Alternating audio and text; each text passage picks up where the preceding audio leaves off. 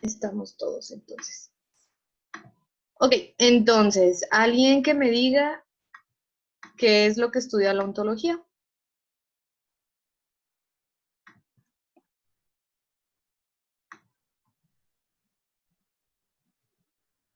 Ay, maestra, ¿sí me escucha? Sí. No, ya no veo su rostro de la pantalla. Le moví no sé dónde y sale lo de las clases, las contraseñas. Ah, pero ¿sí te sale la presentación?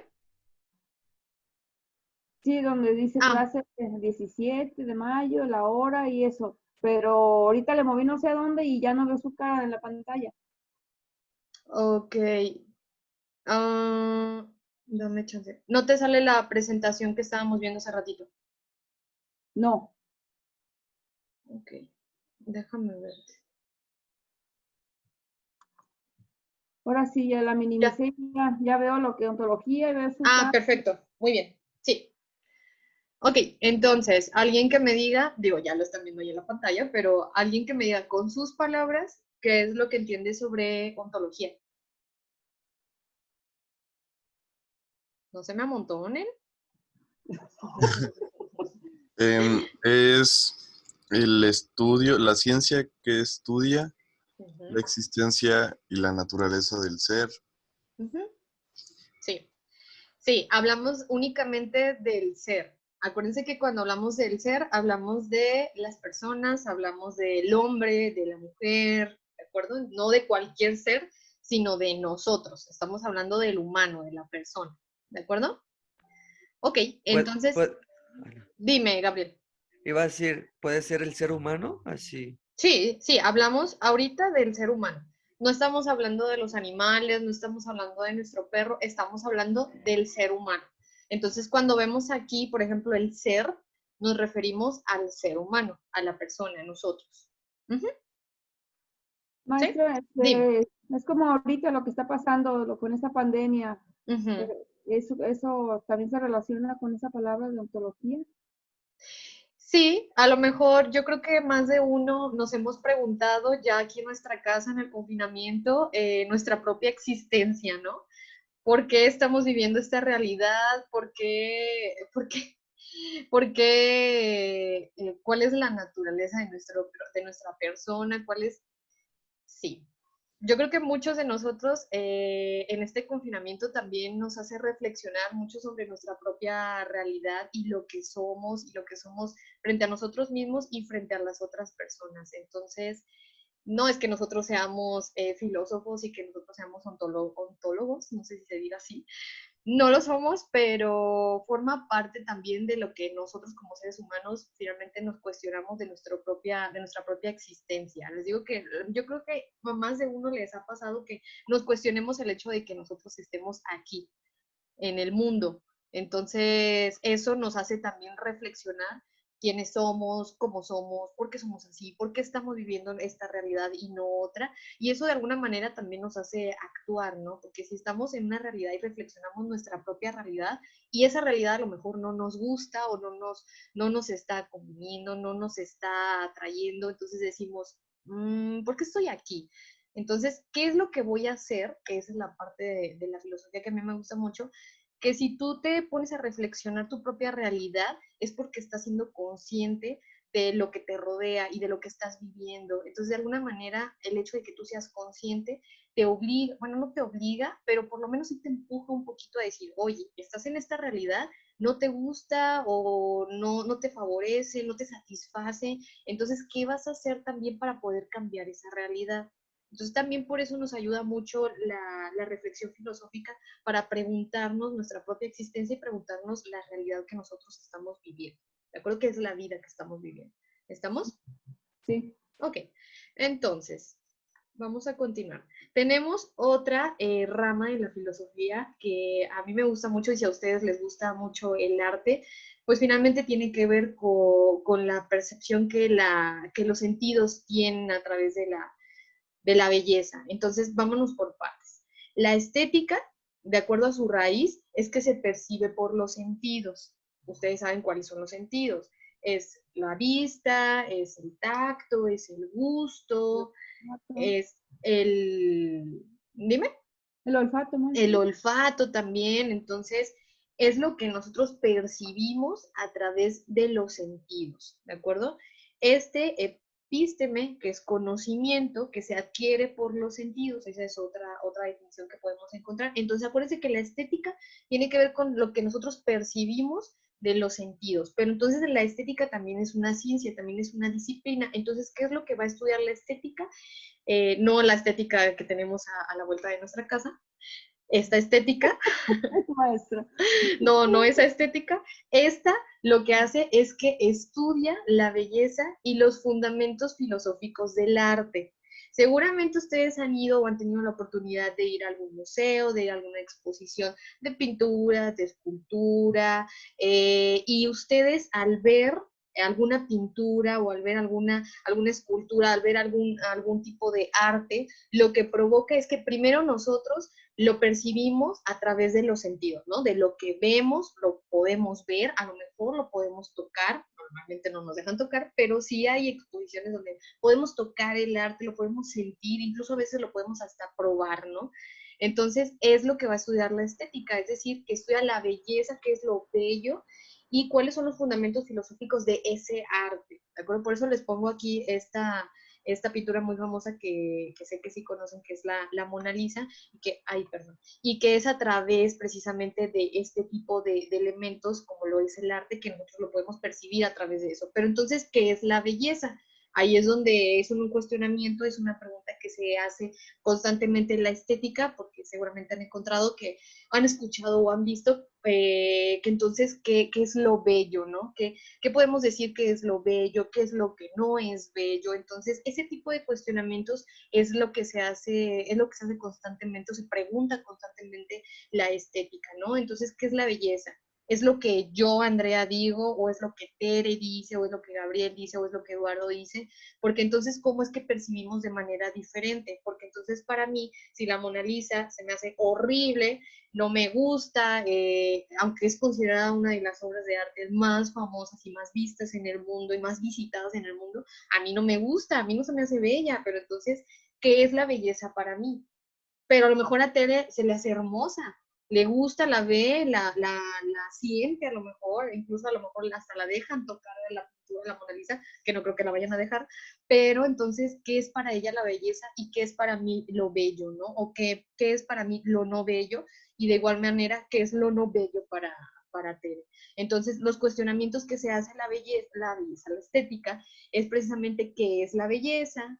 El arte brinda algún tipo de conocimiento también, porque entonces si nosotros estamos percibiendo por los sentidos algún tipo de arte, como lo es una pintura, ese tipo de arte nos va a dar conocimiento, es lo que se cuestiona constantemente también en estética. Nos está dando conocimiento, nos está dando aprendizaje, ya las personas que se dedican pues a filosofar y a cuestionar ese tipo de cosas, pues ya nos darán sus argumentos, ¿no? De si nosotros realmente podemos adquirir conocimiento a través del arte, ¿no? ¿Ustedes han tenido la oportunidad de ir a algún museo, a ver alguna exposición de alguien famoso o no tan famoso?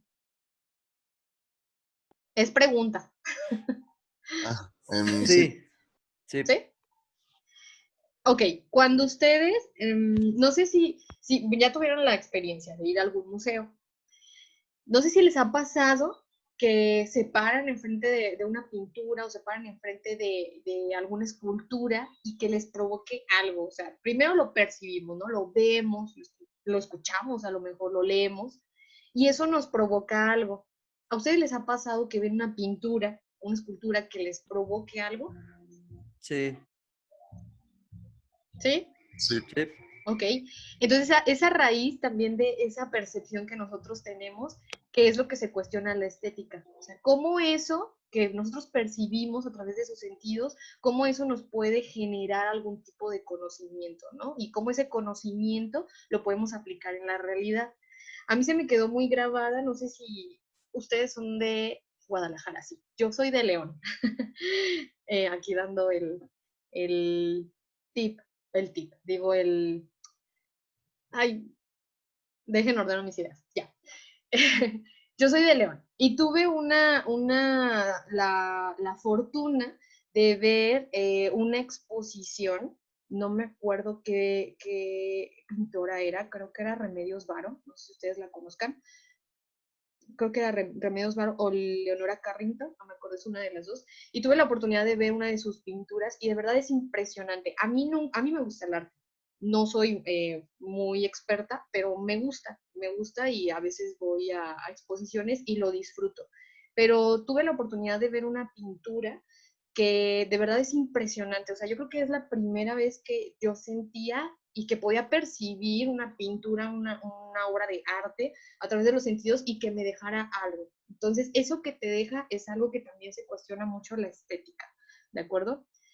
Ok, entonces, se hacen muchos cuestionamientos, se hacen muchas preguntas la estética, pero digamos como de manera general o algunos ejemplos que podemos tener es estos dos, el arte brinda algún tipo de conocimiento, qué es la belleza y finalmente captamos la belleza a través de los sentidos, de las emociones o de la inteligencia, porque entonces si por definición se dice que nada más lo captamos a través de los sentidos, entonces la estética no solamente se pregunta si es a través de los sentidos, o sea, también es a través de las emociones, o sea, de lo que nos hace sentir lo que vemos, o también a través de la inteligencia. Entonces, quienes se dedican a estudiar esta parte, entonces ellos se preguntan si puede ser a través de estos tres elementos, los sentidos, las emociones y la inteligencia, ¿de acuerdo? Ok, ¿vamos bien hasta aquí? Sí. ¿Sí? Sí. Ok, perfecto. Les digo que como que me desubiqué un poquito porque yo sé que estamos allá en Guadalajara, pero ahorita yo estoy acá en León, entonces normalmente vivo en León, entonces como que me desubiqué un poquito y dije, ah, caray, ¿dónde estoy? Ya me puse muy filosófica, ¿verdad? Ok, entonces vamos a continuar. ¿Dudas de la estética? No. No. Ok, entonces vamos a entrar en terrenos un poquito más escabrosos como lo es la metafísica. La metafísica, a diferencia de la ontología, que la ontología estudia al ser, su realidad y sus propiedades trascendentales, la metafísica va más allá de lo evidente, por así decirlo, para ponerlo en palabras un poco más comunes, más allá de lo evidente. Entonces, cuando hablamos de meta, hablamos de más allá, de physis, de la naturaleza, entonces hablamos de la naturaleza del más allá. Entonces, ¿qué es lo que estudia la metafísica? Es aquel conocimiento que tiene por objeto la realidad que está más allá de la realidad material, que es lo que nosotros percibimos normalmente en nuestra realidad. Entonces, otra definición que también podemos encontrar de la metafísica es que es la parte de la filosofía que trata de ser en cuanto tal de sus propiedades, principios y causas primeras. Yo me quedo con la primera definición, que entonces hablamos de aquel conocimiento que tiene por objeto la realidad que está más allá. O sea, la realidad que nosotros percibimos en este momento, eso no es lo que estudia la metafísica. Lo que estudia es lo que existe más allá de esa realidad. Entonces, quiero que observen cuáles son las preguntas que normalmente se hace la metafísica, a diferencia, por ejemplo, de la ontología. Sí sigue estudiando la naturaleza de la existencia del hombre, pero más allá de lo que tenemos, de lo que nosotros podemos ver. Aquí le llaman la realidad material, de lo que podemos percibir y podemos tocar. Entonces, ¿cuáles son las preguntas que normalmente se hace en la metafísica? ¿Por qué existe el ser? O sea, por ejemplo, el ser humano y no la nada, ¿no? Por eso les digo que va más allá, no solamente el hecho de que qué es el ser, sino por qué existe el ser y por qué no existe la nada, ¿no? O sea, por qué existe algo en esa realidad. ¿Qué tipo de realidades conoces? ¿Cuál es el origen del universo? El alma es un componente del hombre y la metafísica se pregunta si existe Dios. A diferencia de la ontología, que se puede preguntar qué es Dios, aquí la metafísica que va más allá de lo evidente, que es Dios, sino que ellos se preguntan si existe Dios. ¿De acuerdo? Entonces, si se fijan, va más allá. Entonces, cuando hablamos de la metafísica, acuérdense que sí cuestiona la realidad que nosotros percibimos a través de los sentidos, pero es la realidad más allá de lo que nosotros estamos viendo. O sea, más allá de lo que ustedes están viendo ahorita, que están viendo la computadora, que están viendo la presentación, que están viendo su teléfono, su café, lo que sea, se pregunta más allá de eso que nosotros estamos viendo, ¿de acuerdo? Entonces, si se fijan, es diferente a la ontología. Allá se preguntan el qué es, aquí se preguntan más el por qué de esa existencia, ¿no? Entonces, esas son como las diferencias muy sutiles que existen entre una y otra ciencia, pero si se fijan, estas ciencias finalmente complementan la existencia del ser y que nosotros podamos entender cómo es que estamos aquí y el por qué estamos aquí y que nos preguntemos de prácticamente todo, ¿no? No solamente como del ser humano, sino también de Dios, también de la religión, también del matrimonio, etcétera, etcétera, ¿no? De temas muy diversos que nos hacen finalmente lo que somos ser, que es ser humanos, ¿de acuerdo? ¿Vamos bien hasta aquí? ¿Sí? Sí, Ok, vamos bien. Maestra. ¿Sí me ok, escuchas? sí, ok, perfecto. Por otro lado, tenemos otra ciencia de la filosofía que se llama la epistemología. La epistemología es muy importante, ¿por qué? Porque básicamente estudia, como lo dice aquí, el conocimiento en sí mismo. Nos vamos por partes. Epísteme, que significa conocimiento, y logia, que ya lo vimos hace un ratito, que significa ciencia. Entonces, juntos significa la ciencia que estudia el conocimiento en sí mismo, es decir, la forma en cómo se obtiene el conocimiento. Esto que nosotros estamos viendo es conocimiento, es epistemología, pero básicamente lo que la epistemología se pregunta es cómo esto que ustedes están viendo, este conocimiento que yo les estoy transmitiendo, que están leyendo, que estamos interpretando en nuestra mente y estamos analizando en nuestra mente, la epistemología lo que se pregunta es cómo es que está construido este conocimiento que yo les estoy transmitiendo y que ustedes están aprendiendo, y cómo es que nosotros como personas, como seres humanos, conocemos, ¿de acuerdo? Entonces, aquí lo dice, teoría de los fundamentos y métodos del conocimiento científico. Hace un ratito yo les decía en la primera diapositiva de la lógica formal que una de las formas, un ejemplo de la lógica formal es el método científico. Entonces, el método científico nos ayuda a obtener conocimiento. Entonces, la epistemología es lo que se pregunta, ¿cómo es que se conoce? ¿Cómo es que se construye el conocimiento? No sé si ustedes se lo han preguntado. Yo nunca me lo había preguntado hasta que conocí la epistemología, que finalmente nos hace cuestionarnos eso. ¿Cómo es que conocemos? ¿Cómo es que se construye eso que conocemos, no? Normalmente, por ejemplo, cuando estamos en la primaria, estamos en la secundaria, no nos preguntamos cómo es que se construyó el conocimiento, por ejemplo, de la suma, o cómo se construyó el conocimiento de las restas, de esas operaciones básicas que realmente es conocimiento que se nos transmite. Nosotros no nos preguntamos cómo es que alguien construyó ese conocimiento. Simplemente nosotros lo aprendemos y ya. Entonces la filosofía lo que hace, la filosofía, la epistemología lo que hace es preguntarse cómo es que se construyó ese conocimiento en sí mismo. ¿De acuerdo? Entonces, ¿cuáles son los cuestionamientos básicos que normalmente se hace en la epistemología? ¿Cómo es que se conoce? ¿Cómo se conoce? ¿Cómo nosotros podemos conocer? ¿Qué se conoce cuando se está conociendo algo? ¿De acuerdo? Porque es muy diferente lo que yo conozco, por ejemplo, ahorita, y lo que ustedes están conociendo a través del conocimiento que yo les estoy transmitiendo en este momento. Y estoy segurísima que cada uno de nosotros estamos conociendo de manera muy diferente la información que nosotros estamos viendo, ¿no? El conocimiento que nosotros estamos viendo. Entonces, las preguntas que se hace la epistemología es esa. ¿Qué se conoce cuando se está conociendo algo? O sea, ¿qué está conociendo Eduardo con lo que estamos viendo ahorita, ¿no? ¿Qué está conociendo Tere con lo que estamos viendo ahorita y qué es lo que está conociendo Gabriel con lo que estamos ahorita transmitiendo de conocimiento, ¿no? Y finalmente, ¿qué diferencias hay, por ejemplo, entre creer y conocer, que es muy diferente? Entonces, acuérdense que cuando hablamos de epistemología, hablamos de conocimiento en sí mismo y cómo es que se construye este conocimiento.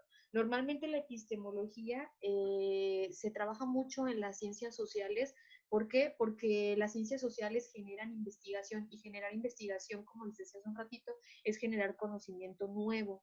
Entonces, el hecho de que se tenga el poder de poder generar conocimiento nuevo, se cuestiona mucho cómo es que se conoce ese conocimiento y cómo se construye. Entonces, las ciencias sociales en general obviamente tienen una base epistemológica donde se trata de conocer el origen del conocimiento. Entonces, si a ustedes les gustan mucho las ciencias sociales, digo, yo soy socióloga, entonces obviamente trabajé mucho esta parte de epistemología, de cuestionarnos mucho el origen del conocimiento, porque finalmente nosotros generamos conocimiento. Entonces debemos de saber de dónde nace el conocimiento. ¿De acuerdo? ¿Vamos bien hasta aquí? Sí. Sí, Ok. vamos bien. Muy bien. Vamos a salir muy, muy reflexivos el día de hoy. O yo esperaría que saliéramos muy reflexivos. Ok. Entonces, hay otras ciencias, otras disciplinas que se dedican también al estudio no solamente de reflexionar la existencia del hombre, sino que también reflexionar la conducta y el comportamiento del hombre. Entonces, yo creo que en eso estamos un poquito más familiarizadas, más familiarizados como lo es la ética y la moral, pero sí hay una diferencia muy grande entre la ética y la moral, porque a veces confundimos a estas dos ciencias como si fuera lo mismo y no es lo mismo. Entonces, cuando hablamos nosotros de ética, que es aquí donde nos vamos a detener un ratito, un poquito más adelante sobre la ética, cuando hablamos de la ética, hablamos de un conjunto de normas morales que rigen la conducta de la persona en cualquier ámbito de la vida. Nosotros aplicamos la ética todos los días, sí aplicamos la ética. ¿Por qué? Porque como sociedad, como personas, estamos construidos o nos comportamos en relación a normas, ¿de acuerdo? Tenemos normas sociales, en este caso le llaman normas morales, que van a regir nuestra conducta, es decir, que nos van a decir la forma en cómo nosotros nos debemos de comportar con nosotros mismos y en sociedad, pero específicamente en sociedad, ¿de acuerdo? O sea, hay normas ya sean explícitas o implícitas de que nos dicen cómo nosotros tenemos que comportarnos, ¿de acuerdo? Y dicen cualquier ámbito de la vida porque es en general, o sea, la forma en cómo nosotros nos desarrollamos dentro de la vida en sociedad. Entonces, acuérdense que la ética tiene que ver con el conjunto de normas morales que nos van a regir nuestro comportamiento, nuestra conducta en cualquier ámbito de la vida. Pero por otro lado tenemos la moral, que no son las normas morales, obviamente no, pero que tiene que ver con perteneciente o relativo a las acciones de las personas. O sea, ya cuando ejecutamos la norma desde el punto de vista de su obrar en relación con el bien o el mal, en función de su vida individual, pero sobre todo en su vida colectiva, que era lo que les decía. O sea, sí la forma en cómo nosotros actuamos de manera individual, pero más bien en relación con los demás. Por eso les pongo esta imagen del diablito y el ángel, porque representa entonces el bien o el mal. Entonces, la moral tiene que ver lo que está relacionado con las acciones que nosotros tenemos como personas, pero que esté relacionado, valga la redundancia, que esté relacionado con el bien o el mal de esa acción que yo voy a ejecutar, ya sea de manera individual o de manera colectiva. Entonces, si se fijan, la moral lo que hace es que califica esa acción que nosotros hacemos que esté bien o que esté mal, ¿de acuerdo? Por ejemplo, nosotros sabemos que una norma moral, una norma de convivencia y que nos rige en la sociedad, es que sabemos que no podemos matar al prójimo.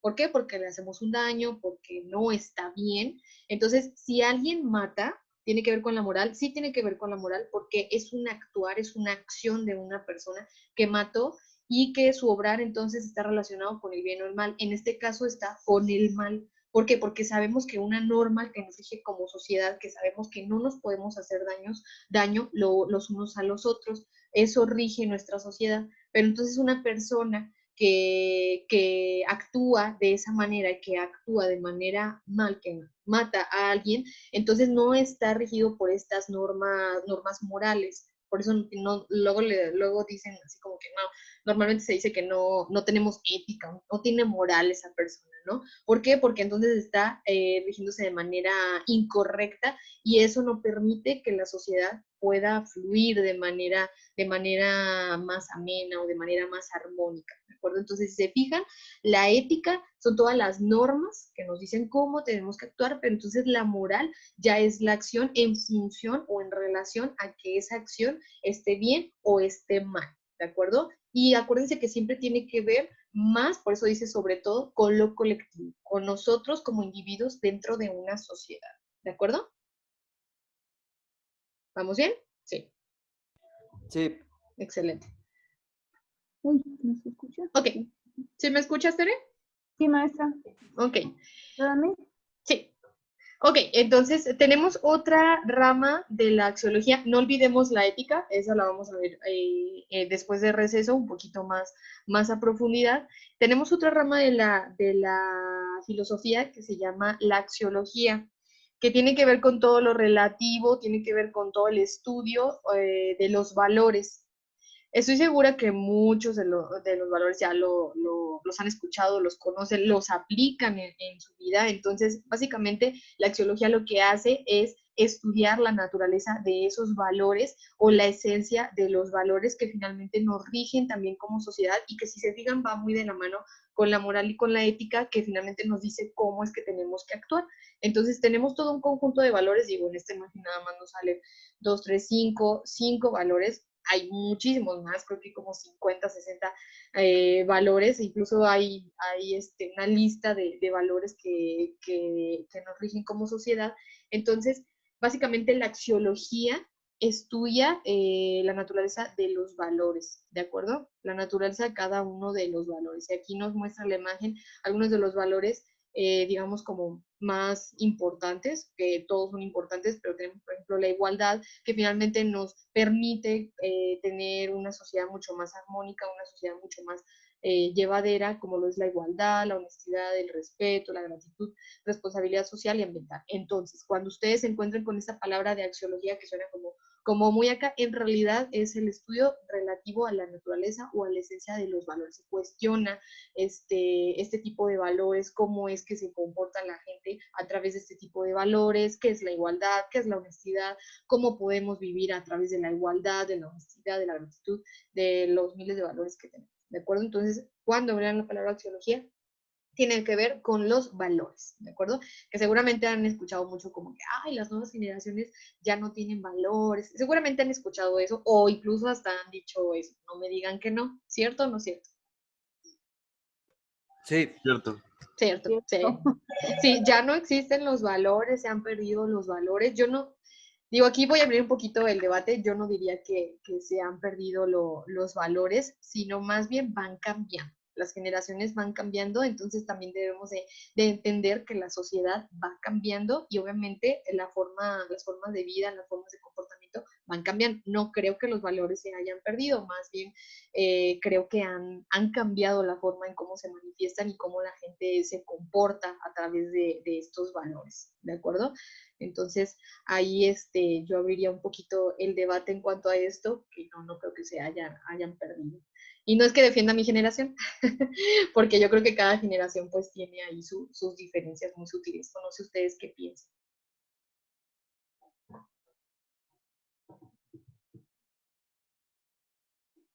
¿Nada?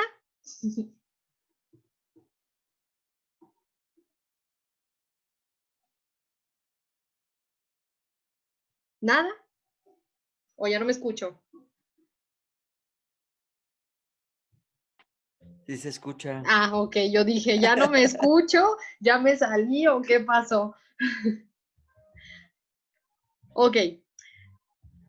Sí, yo creo que los dejé muy reflexivos y no me quieren decir nada. Yo entiendo.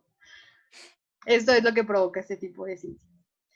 Fíjense bien, este tema de la axiología me recuerda mucho, tuve la oportunidad de trabajar mucho tiempo en prevención de violencia escolar, entonces me tocaba mucho trabajar con niños pequeños y con los maestros, y yo digo, finalmente ahorita ya me dedico a la docencia, ya estoy del otro lado, pero me tocó mucho trabajar con esa parte. Entonces, muchos de los argumentos que yo escuchaba, y que seguramente ustedes han escuchado, o les digo que incluso nosotros mismos lo reproducimos, es que, nos quedan 10 minutos, es que se dice mucho que las generaciones actuales ya han perdido los valores, que los niños ya no juegan, que juegan, perdón, que juegan otras cosas, que juegan a cosas diferentes. Nosotros nos tocó jugar en la calle con la cuerda, que con el resorte, que con el balón. Entonces, a veces creo que juzgamos demasiado, y tiene que ver finalmente con valores, juzgamos demasiado a las nuevas generaciones y decimos, es que ¿por qué no son como antes? ¿No? Que antes sí se podía hacer más cosas, se podía jugar a más cosas.